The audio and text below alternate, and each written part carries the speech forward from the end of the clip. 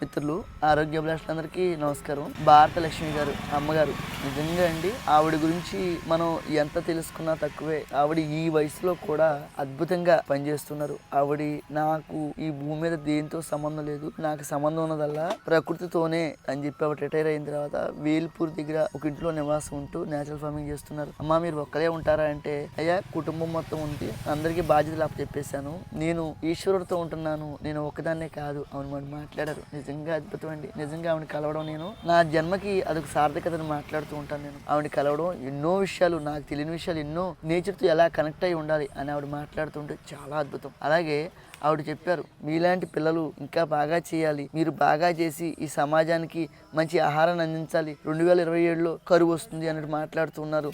అటువంటి అన్నింటిని మీరు అధిగమించాలి, నేచర్తో మమేకమై మీరు చేసే ప్రతి పని కూడా ఆ ఈశ్వరుడి సంకల్పమే అని మాట్లాడారు. నిజంగా ఆవిడ కలవడం నాకు చాలా ఆనందాన్ని ఇచ్చిందని చెప్పాలి.